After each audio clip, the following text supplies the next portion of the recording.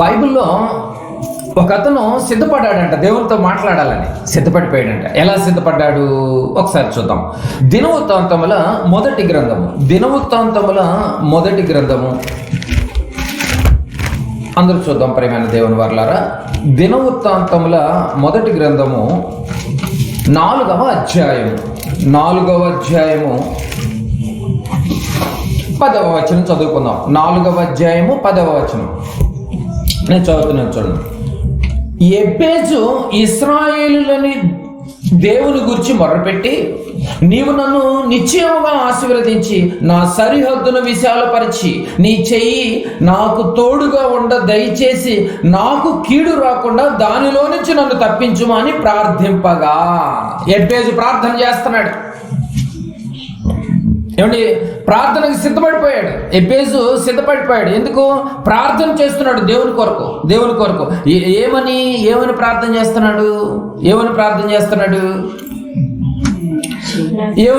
చేస్తున్నాడు? ఒకసారి అసలు యెబెజు ఏ పరిస్థితిలో ఉండి ప్రార్థన చేస్తున్నాడు? 9వ వచనం చూడండి. యెబెజు అక్కడ పుట్టినట్లు ఏముందండి? యెబెజు అంటేనే ఏంటి అసలు పేరు? వేదన. విషయం ఏంటంటే పేరు వేదన, అతని జీవితం అంతా వేదనే. అర్థమైందండి మీకు? పేరు వేదనే, అతని జీవితం మొత్తం వేదనే. యెబెజు తన సహోదరుల కంటే ఘనము పొందిన వాడై ఉండెను. వేదన పడి ఇతని కంటినని అతని తల్లి అతనికి ఆ పేరు పెట్టిందంట. వేదంతో కందంట అతని తల్లి. కనేటప్పుడే వేదన పడ్డాడు తల్లి ద్వారా. పుట్టిన తర్వాత కూడా వేదనే, అతని పేరు కూడా వేదన అని పెట్టిందంట తల్లి. అయ్యో, నా బతుకంతా వేదన అయిపోయింది, నా తల్లి కనేటప్పుడు నన్ను వేదంతోనే కంది, నా జీవితం అంతా వేదనే ఉంది, ఏది చేద్దామన్నా నాకు వేదనే ఎదురవుతుంది. ఇలాంటి సిచ్యువేషన్లో నన్ను రక్షించేది దేవుడు తప్ప ఇంకెవరు లేరని ప్రార్థన చేయడానికి పూనుకున్నాడు. ఏమని చెప్తున్నాడు? మొర్రపెట్టి, దేవుని గురించి మొర్రపెట్టి, నీవు నన్ను నిశ్చయముగా ఆశీర్వదించు. ఎందుకంటే నేను వేదంతో ఉన్నాను కాబట్టి.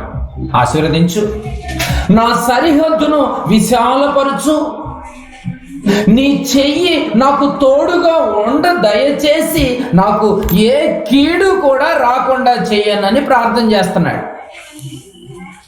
ఆ ప్రార్థన అంట, ప్రార్థింపగా దేవుడు అతడు మనవి చేసిన దానిని అతనికి దయచేసెను. నిజంగా దేవుడు తీయాలి కానండి ఇలాంటి వేదంలో, మనుషులతో అయ్యేది కాదండి ఇది. నువ్వు ఎంత సంపాదించినా లోపల వేదనే ఉంటుంది. ఏమండి, కూలి చేసుకునేటటువంటి వాళ్ళు ఏ సంపాదన లేకపోయినా కూడా వాళ్ళ జీవితాల్లో వేదన ఉండదు, టెన్షన్ ఉండదు. యెబెజు ప్రార్థన విన్నాడు, దేవుడు ఇచ్చాడంటే హృదయపూర్వకమైన ప్రార్థన, సిద్ధపాటు కలిగినటువంటి ప్రార్థన. సిద్ధపడ్డాడు కనుక దేవుడు కూడా అతడు అడిగింది దయచేశాడు. సిద్ధపడితే దేవుడు ఇచ్చేస్తాడండి. ఏదా సిద్ధపడి మనం అంతా ముక్కులు పెట్టుకుని గబ అన్నీ అయిపోవాలి అదే రోజు. సిద్ధపాటు ఎంత ఇంపార్టెంట్ చూసావా? యెబెజు మాట్లాడుతున్నాడు. మనం కూడా దేవుని కొరకు సిద్ధపడితే ఆయన అంగీకరిస్తాడండి. యెబెజును అంగీకరించాడు, హృదయపూర్వకంగా సిద్ధపడ్డాడు కాబట్టి.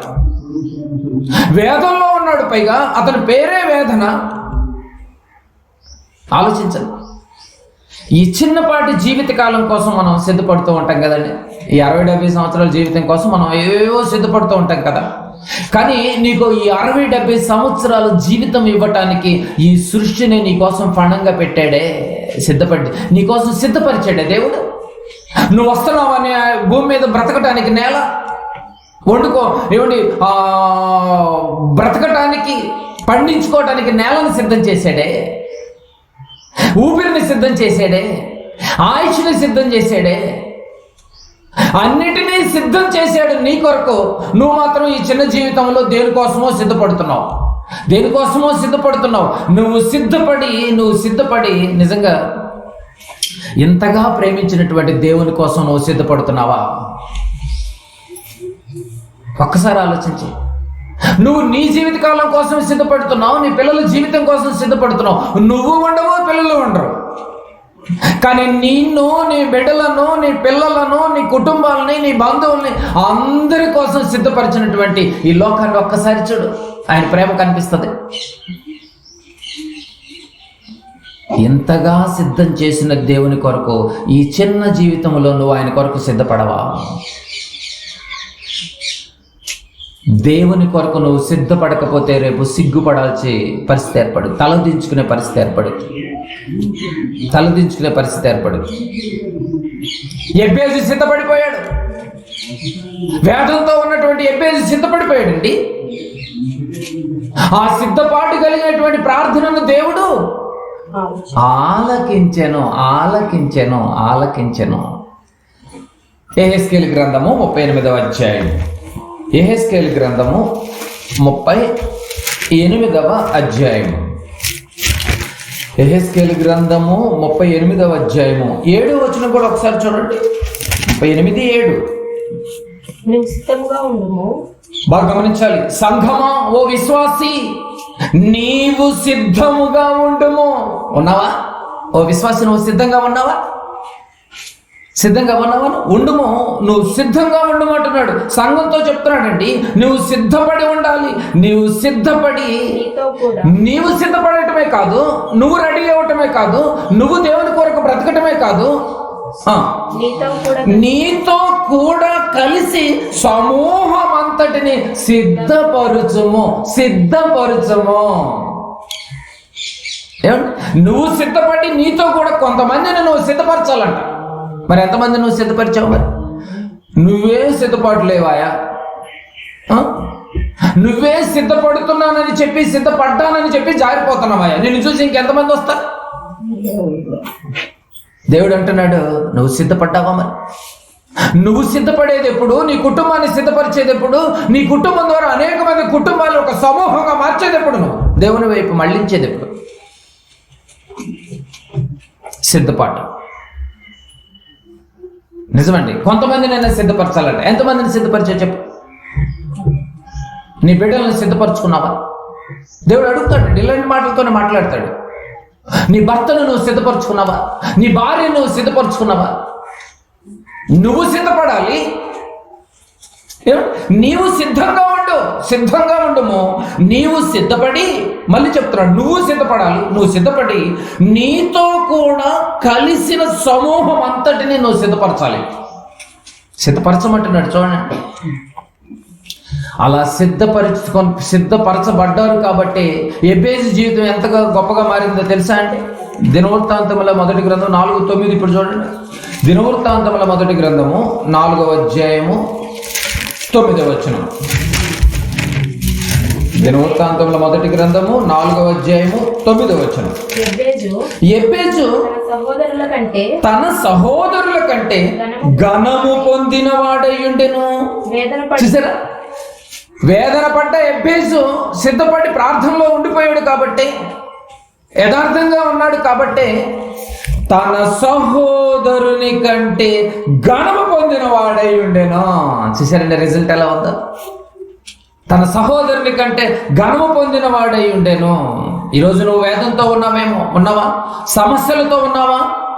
అయితే నువ్వు యథార్థంగా, హృదయపూర్వకంగా దేవుని కొరకు నువ్వు సిద్ధపడు.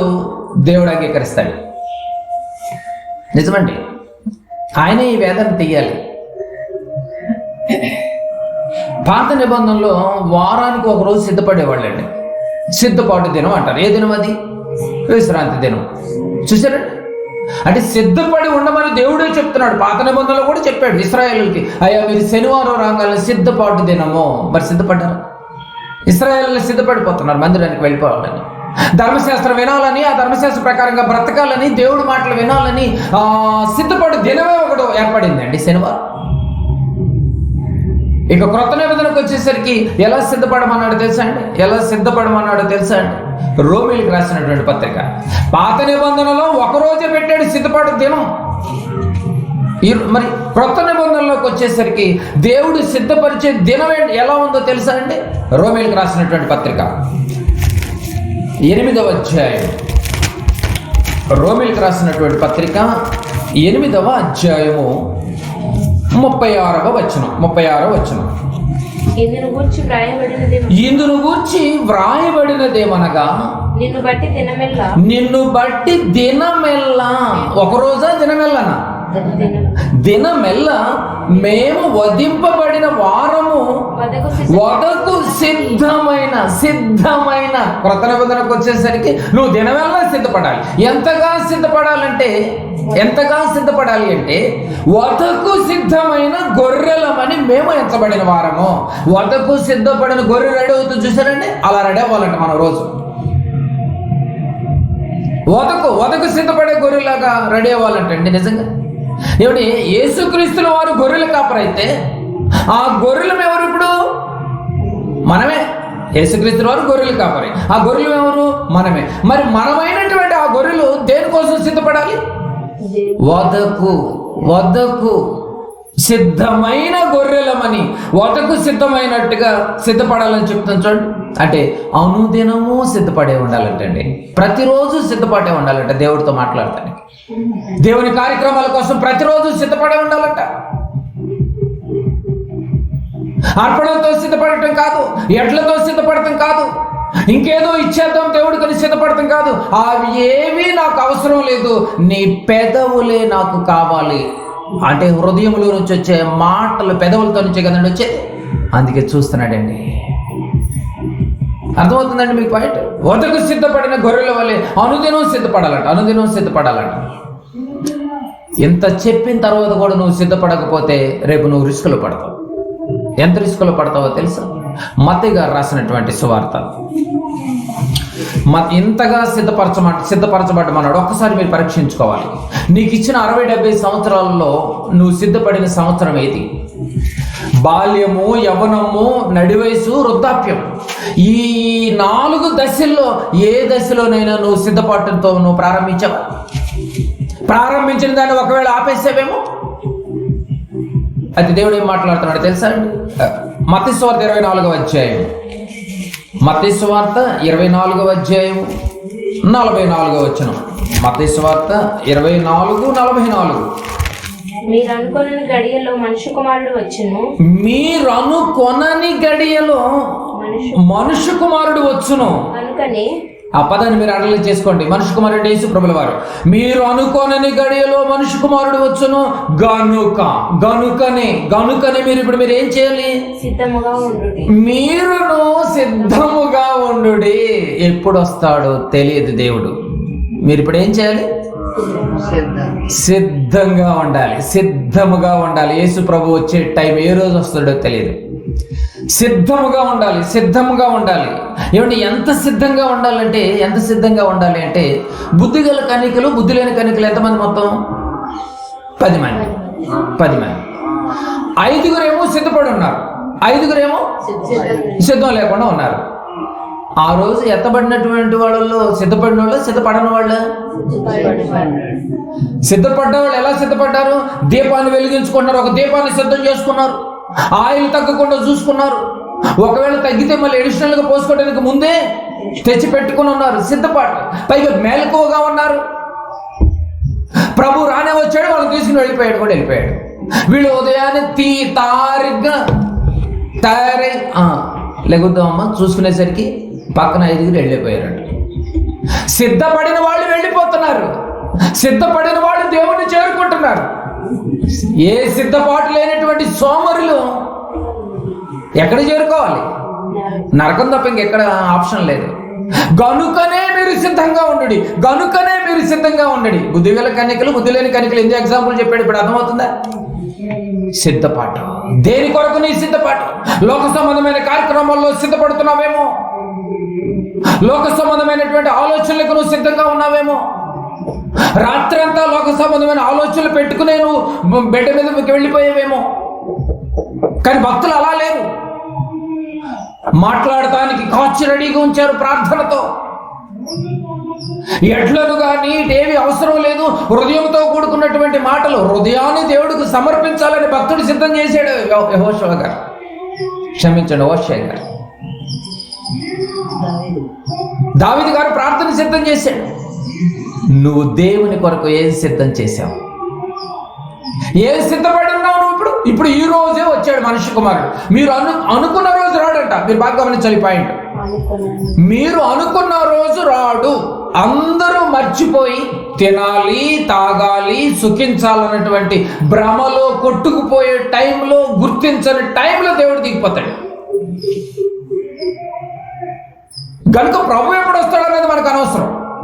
కానీ నువ్వు మాత్రం ఏం చేయాలి, నేను ఏం చేయాలి, సంఘం ఏం చేయాలి? సిద్ధపడి ఉండాలి. సిద్ధపడి ఉండాలి. మరి నీ గుండెల మీద చేసుకుని చెప్పు, సిద్ధపడి ఉన్నావా? సిద్ధపడి ఉన్నావా? ఎంత మంచి మాటలండి. 5 సోమరులాగా తయారయ్యారు, 5 వెళ్ళిపోయారు. ఆయిల్ తగ్గకుండా చూసుకున్నారు, వెలుగు తగ్గకుండా చూసుకున్నారు. ఎప్పుడు తలుపు కొడితే అప్పుడు వెళ్ళిపోదామని చూశారు, తలుపు తీసుకున్నారు, వెళ్ళిపోయారండి. నిజమేనండి, సిద్ధపడి ఉంటే ఏ పని చేయొచ్చు. సిద్ధపాటు ఎంత ఇంపార్టెంట్ చూశారండి. ఇప్పుడు ధనవంతుడు కూడా సిద్ధపడుతున్నాడు. తన బిడ్డల కోసం బిల్డింగ్లు కట్టించాలి, అపార్ట్మెంట్లు కట్టించాలి, డూప్లెక్స్లు కట్టించాలి, కార్లు కొనాలి, పొలాలు కొనాలి, ఆస్తులు కూడబెట్టాలని ధనవంతుడు కూడా సిద్ధపడుతున్నాడు. వాడిని ఎగ్జాంపుల్గా నువ్వు తీసుకుంటే దేవుడు అంటున్నాడు, ఈ రాత్రి నీ ప్రాణాలను అడిగితే నీవు సిద్ధపరిచినవి ఎవరి వగను? నీ కష్టం మొత్తం తీసుకుని వచ్చి బంగారం రూపంలో దాన్ని కన్వర్ట్ చేసుకుని చక్కగా ఒంటి నిండా వేసుకున్నావు. ఒకరోజు ప్రాణం పోయింది. మరి కష్టంతో వేసుకున్నటువంటి ఈ ఆభరణాలన్నీ ఎవరి వగను? అలాగే పోనీ ఆయన బంగారం ఆయనకి ఉంటుందని పెట్లో పెట్టేస్తున్నారండి. ఇంకేమన్నా ఉన్నాయో వలవండి, అంతే కదండి. కాళ్ళకున్న కడాలు కూడా మిషన్ తీసుకొచ్చి కట్ చేసుకుని మరి ఎత్తుకుపోతున్నారు, వదలరు. ధనవంతుడు మాట్లాడుతున్నాడు, నీవు సిద్ధపరిచినవి ఎవని వగును ఈ రాత్రే. ఒకవేళ నీ ఊపిరి ఆగిపోతే దేనికి సిద్ధపడ్డావు నువ్వు? అన్నిటికీ సిద్ధపడినటువంటి నీవు, అన్నిటినీ సిద్ధం చేసుకున్నటువంటి నీవు ఏ రోజైనా ఈ భూమి మీదకి వచ్చిన తర్వాత నేను వచ్చిందే దేవుని కోసం అని నువ్వు సిద్ధపడ్డావా? ఒక్కసారి నువ్వు పరీక్షించుకోకపోతే ఈ రాత్రి కన్ను మూతబడిపోతే పరిస్థితి ఏంటి? అది అనుకోలేదు. ఆ రోజు బుద్ధిగల కన్యకలు కూడా ఈ రోజు ఆ మనిషి కుమారుడు వస్తాడు, తీసుకుని వెళ్ళిపోతాడు అన్న సంగతి అనుకోలేదు. వాళ్ళు కూడా అనుకున్నది గడియలోనే వస్తాడే. ఇంకా రోజులు ఉన్నాయి కదా, కాలం ఉంది కదా, బాడీలో యవ్వనం ఉంది కదా, శక్తి ఉంది కదా, బలం ఉంది కదా, నిదానంగా నమ్ముకుందాం, వెళ్ళొచ్చులే, చేయొచ్చులే అని నిదానంగా నువ్వు ఆలోచిస్తున్నావేమో. ఒకవేళ ఊపిరాగిపోతే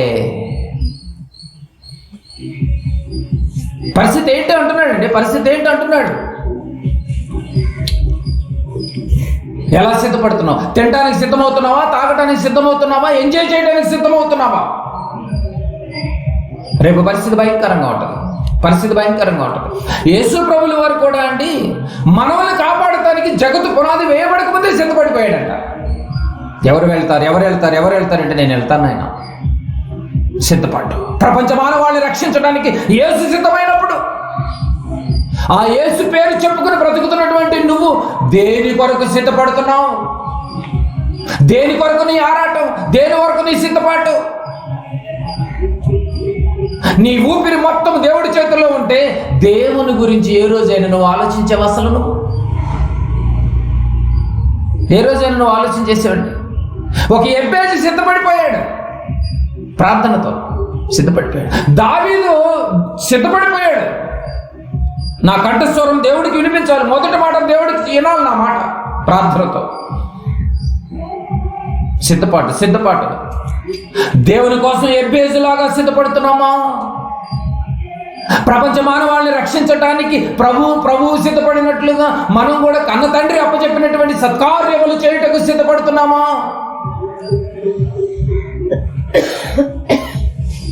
ఆదివారపు ఆరాధనకు సిద్ధపడుతున్నామా? దినమెల్లా వధింపబడడానికి సిద్ధమవుతున్నామా? ఆదివారం 1 గంట దేవుని దగ్గర కూర్చోటానికి సతమతమయ్యేటటువంటి నీవు దినమెల్లా వధింపబడే పరిస్థితి ఆ వచనం నీకు కనెక్ట్ అవుతుందో చెప్పు. అందుకే మేము ఎంచబడ్డాము అన్నాడండి పౌలు గారు. అందుకే మేము ఎంచబడ్డాము దినమెల్లా వధింపబడటానికి. వధించడం అంటే ఎలానైనా అంటే గొర్రెను వధించినట్టుగా వధించే పరిస్థితికి మేము వెళ్ళిపోయాం. రంపాలతో కోసినా మేము సిద్ధంగానే ఉన్నాము, రాళ్లతో కొట్టబడినా మేము సిద్ధంగానే ఉన్నాము, ఉమ్మి వేసినా కూడా మేము సిద్ధంగానే ఉన్నాము. దేనికైనా ఓడ పగిలి 3 రోజులు నీళ్ళల్లో ఉన్నా కూడా మేము చలితోనూ దిగంబరత్వంతోనూ రాత్రంతా ఉన్నా కూడా మేము సిద్ధంగానే ఉన్నామయ్యా. మరి నీ సిద్ధపాటు ఏది? ఒకసారి నువ్వు పరీక్షించుకో. ఎవరికి వాళ్ళు పరీక్షించుకుంటే నువ్వు సిద్ధపడుతుంది దేని కొరకు? ఇంకా ఒకవేళ నువ్వు దేవుని కొరకు సిద్ధపడకపోతే, ఇంకా నువ్వు నీ కుటుంబం దేవుని కొరకు సిద్ధపడకపోతే రేపు పరిస్థితి ఎలా ఉంటుందో తెలుసా? ఒకసారి వచనం చూడండి చివరిగా. మత్తయి సువార్త 25వ అధ్యాయం, మత్తయి సువార్త 25వ అధ్యాయం 24లో హింట్ ఇచ్చాడు మనకి. 24లో హింట్ ఇచ్చాడు. 25వ అధ్యాయం 41వ వచనం చూడండి. అప్పుడు ఆయన అప్పుడు ఆయన ఎడమవైపు ఉండి వారిని చూసి, శపింపబడిన వారులారా, నన్ను విడిచి అపవాదికిని వాని దూతలకును సిద్ధపరచబడిన ఆ పదాన్ని మీరు అండర్లైన్ చేసుకోండి, మీకే అర్థమైపోతుంది. సిద్ధపరచబడిన నిత్యాగ్నిలోనికి పోవుడి. దేవుని కొరకు సిద్ధపడినటువంటి వాళ్ళకి నిత్యమైన పరలోకానికి వెళ్ళిపోతారు. దేవుని కోసం కాక అందరూ వారి సొంత కార్యక్రమాల్లో బిజీ అయిపోయినటువంటి వీళ్ళందరికీ దేవుడు కూడా ఒకటి సిద్ధపరిచాడు ఇలాంటి వాళ్ళ కొరకు. ఏంటది? నిత్యాగ్ని అంటే నరకాన్ని రెడీ చేశాడు. ఇక ఎందుకంటే చూశాడు ఏమైనా మారతారేమోనని. వీరు మారేటట్లు లేరు కదా అని దేవుడే మారిపోయి దేన్ని సిద్ధం చేశాడు? సిద్ధపరిచిన. దీనికి ముందు ఎవరు వెళ్ళారంటే అపవాదికిని వాని అనుచరులకును సిద్ధపరిచిన నిత్యాగ్నిలోనికి పోవుడి. ఆయన రాకడ సమీపంగా ఉంది కనుక మనము సిద్ధపడాలండి. అనుకోని గడియలో వస్తాడు. సిద్ధపడి మనం బ్రతకాలి.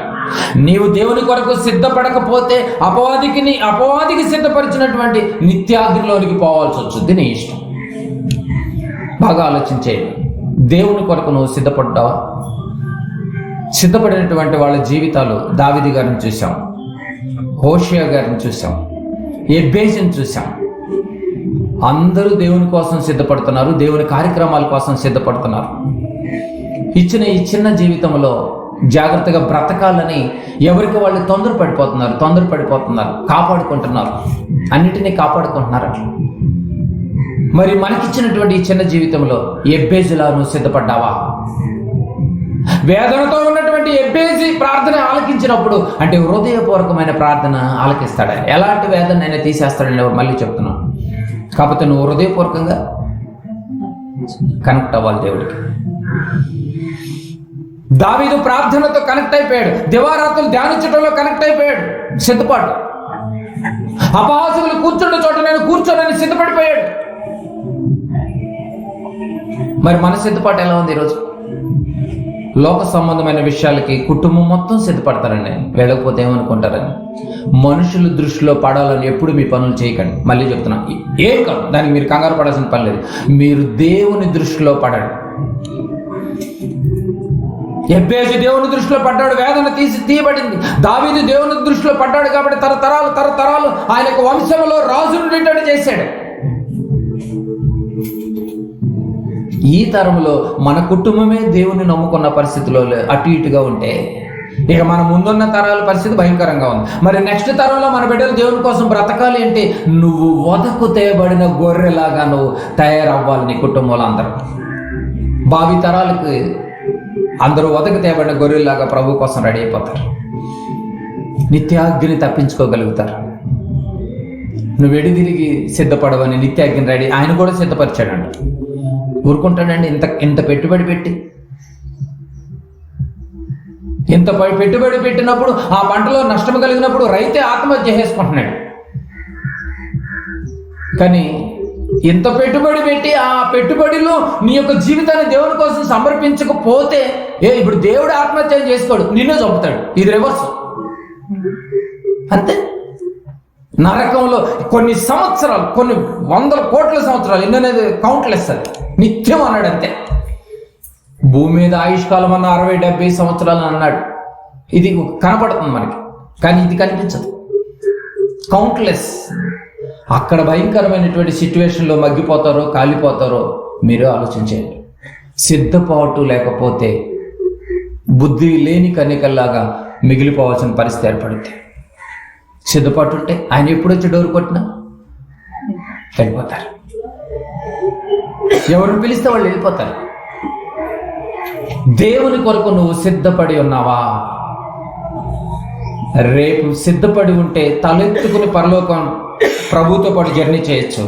ఒకవేళ సిద్ధపడకపోతే రేపు సిగ్గుపడాల్సిన పరిస్థితి ఏర్పడుద్ది. తల దించుకోవాలి సిగ్గుతో. అన్ని విని కూడా, అన్ని చూసి కూడా, అన్ని చేసి కూడా తల దించుకొని సిగ్గుపడి నరకానికి పోతారు. సిద్ధపాటు కలిగి బుద్ధి గల కన్యకలాగా, ఎబ్బేజులాగా, దావీదులాగా, హోషేలాగా, భక్తుల్లాగా, పితరుల్లాగా, ప్రపంచ మానవాళ్ళని రక్షించినటువంటి యేసులాగా పరలోకం చేరుకుంటారు, నరకానికి చేరుకుంటారు. మీ ఇష్టం. ఈ రోజు నుంచి మీరు ఒక మంచి లిస్ట్ అవుట్ చేసుకోండి. ఇప్పటివరకు అయ్యింది ఏదో అయిపోయింది. రానున్నటువంటి జీవితంలో, రానున్నటువంటి కాలంలో ఇక నుంచైనా ఈ రోజు నుంచి ఒక మంచి నిర్ణయం తీసుకోండి. నేను దేవుని కార్యక్రమాల కోసం నేను ఎక్కువగా సిద్ధపడుతున్నాను, సొంత కార్యక్రమాలకు సిద్ధపడుతున్నాను. నేను మిమ్మల్ని మీరు పరీక్షించుకుంటే మీరు ఎక్కడికి వెళ్తారు అన్నది కూడా మీకు అర్థమైపోతుంది. ఆలోచించండి. దేవుడు మన మేలు కోరుతున్నాడు కాబట్టి మనల్ని ఇలాంటి మాటలు సరిదిద్దుతాడు. మేలు చేయవారు గాయపరుస్తారంట మాటలతో. అందుకని మీ మీద మాకు ఎలాంటి ద్వేషం లేదు. సిద్ధపాటు ఎంతైనా అవసరం. ఆల్రెడీ వయసు అయిపోతుంది. దానికి గుర్తు ఏంటంటే, ఇండికేషన్ ఏంటో తెలుసా? మన బాడీలో మార్పులు, మన ముఖ కవళికల్లో మార్పులు, మన చర్మంలో మార్పులు, ముడతలు చర్మం వచ్చేస్తుందంటే అర్థమైపోతుంది. లోకం దాటి వెళ్ళిపోయే గడి దగ్గర పడుతుంది. యేసు వచ్చే గడి ఎప్పుడో మనకు తెలియదు, కానీ మన గడి అయితే మనకు దగ్గర పడుతుందని ఇండికేషన్ ఇస్తుందిగా. ఇక నుంచైనా మారండి. ఇక నుంచైనా ఆలోచించేయండి. సిద్ధపాటు. దేవుని కొరకు ఏ కార్యక్రమాల్లోనైనా నువ్వు ముందుండాలి. అది హృదయపూర్వకంగా ఉండాలి. ప్రతి ఆరాధనలో నువ్వు సిద్ధపడి ఉండాలి. శనివారం వచ్చిందంటే రేపు నేను ప్రార్థనకి వెళ్తాను, అన్ని పనులు పక్కన పెట్టేసేసి దేవుని సన్నిధిలో నేను గడపాలి. హృదయపూర్వకంగా నేను సిద్ధపడరా. వేకునే లేచిన వెంటనే నా కంఠస్వరము దావీదు ఎలా దైవ సన్నిధికి చేరాలని, దేవుని దగ్గరికి చేరాలని ఎలా సిద్ధపడ్డాడో ఈ రోజు నుంచి నీ ప్రార్థనా జీవితాన్ని మార్చుకో. నరకాన్ని తప్పించుకోవచ్చు. పౌలు గారు అంటున్నాడు, నేను దినమెల్లా వదకు తేబడిన గొర్రెలాగా సిద్ధపడుతున్నాను. మన గురువు గారు గొర్రెను కాసే కాపరైతే మనం అందరం గొర్రెలం అయితే, నేను గొర్రె అయినప్పుడు మీరు కూడా గొర్రెలే కదా. మరి నేను వదకు తేబడుతున్నప్పుడు నీవు కూడా వదకు తేబడిన గొర్రెలాగా నువ్వు సిద్ధపడుతున్నావా? వినటానికే కష్టంగా ఉంటే ఇంకా నువ్వు ఎప్పుడు వదకు తేబడాలి? ఇంకా పాటించేది ఎప్పుడు? ఆలోచించండి. రెండు మన ముందే పెట్టేశాడు. సిద్ధపడ్డావా, నా దగ్గరికి వస్తావు. పడకుండా ఒకవేళ నీ బ్రతుకును కొనసాగిస్తే రేపు నీకు శాపం తగులుతుంది. ఆ శాపం ఏదో కాదు, నిత్యాగ్ని అన్నాడు కదండి. శపింపబడిన వారులారా అంటే శాపం. యేసుప్రభు 33.5 సంవత్సరాలలో తండ్రి దగ్గరికి చేరుకోవాలి. మానవాళ్ళని అందరినీ రక్షించి నేను నా తండ్రి దగ్గరికి చేరుకోవాలని 33.5 సంవత్సరాలు సిద్ధపడే ఉన్నాడండి. మనం లోకంలో ఎవరిని పట్టుకున్న ఉపయోగం లేదు. కన్ను మూసేంత వరకే నేను బాంధవ్యాలు అనేది. కన్ను మూసిన తర్వాత మనిషి అని అనరండి, డెడ్ బాడీ అంటారు. బాడీని తీసేసేయండి ఇంకంటారు. ఊపిరుంటే వరుస పెట్టి పిలుస్తారు పలానా వ్యక్తి అని. ఊపిరి పోతే డెడ్ బాడీ అంటారు, మనిషి కాదు. ఇక అదే అటాచ్మెంట్, అంత పెద్ద అటాచ్మెంట్ ఏమీ లేదు. ఇక ఏ రోజు కన్ను మూస్తామో తెలీదు. ఇంకా తినే ఆలోచనతో ఉన్నావేమో, ఇంకా తాగే ఆలోచనతో ఉన్నావేమో, ఇంకా సుఖించాలన్న ఆలోచనతో ఉన్నావేమో, ఇంకా లోకం లేదని ఆరాటం కలిగి ఒకవేళ నువ్వు బ్రతుకుతున్నావేమో. ఈ సిద్ధపరిచిన ఈ ఆరాటాలన్నీ ఎవని వగునో తెలుసుకో అని ధనవంతుడితో చెప్పేశాడు. అంతగా ఏది మైండ్లోకి తీసుకోకండి, ఎవరిని తీసుకోకండి. ఈ చెప్పిన మాటలే హృదయంలో ఉండాలి తప్ప ఇంకెవరిని తీసుకున్నా కూడా నీ బతుకు జీవితంలో, ఆత్మీయ జీవితంలో వెనకబడిపోతావు. ఎవరిని చూడొద్దు, యేసు వైపు చూడండి. యేసును పంపించిన తండ్రి వైపు చూడండి. నిన్ను దేవుని వైపు నిలబెట్టుటలో పరిశుద్ధాత్మ శక్తిని హృదయపూర్వకంగా ఆస్వాదించండి. మంచి నిర్ణయం తీసుకోండి. దేవుని కొరకు నువ్వు సిద్ధపడి ఉన్నావా? ఒకవేళ నీ కార్యక్రమాల కోసం నువ్వు సిద్ధపడి ఉన్నావా? రేపు సిగ్గుపడాల్సి వచ్చింది, నిత్యాగ్నికి వెళ్ళాల్సి వచ్చింది. ఇక నుంచైనా ఎన్ని పనులు ఉన్నా కూడా దేవునికి ఇచ్చే కార్యక్రమాలకి దేవునికి ఫుల్ ప్లెడ్జ్గా ఇవ్వండి. కైసరుకి దేవునికి. మనం వచ్చిందే సత్కార్యములు చేయుటకే, సిద్ధపరిచిన సత్కార్యములు అంటాడు. మన ముందు ఎన్నో సిద్ధపరిచిన కార్యక్రమాలు ఉన్నాయి. జీవితంలో ఎన్నో సంవత్సరాలను మనం వేస్ట్గా పోగొట్టుకున్నాం. ఇక నుంచి అయినా కూడా ఓవర్ టైం చేసైనా కూడా దేవుని కార్యక్రమాలకు మనం సిద్ధపడతాం.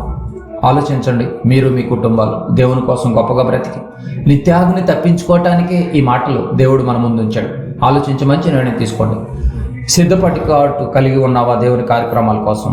అయితే వెళ్ళని కొట్టు, లేకపోతే భయంకరమైనటువంటి నిత్యాగ్నిలోకి వెళ్ళాల్సి వచ్చింది. కళ్ళు మూసుకొని ప్రార్థన చేసుకోండి. దయగలిగినటువంటి మా కన్న తండ్రి, మీ పాదాలు వందనాలు చెల్లించుకుంటున్నాము నాయన. ఇప్పటి వరకు మీరు మాతో హృదయపూర్వకంగా డైరెక్ట్గా ముఖాముఖిగా మాతో మాట్లాడారు తండ్రి.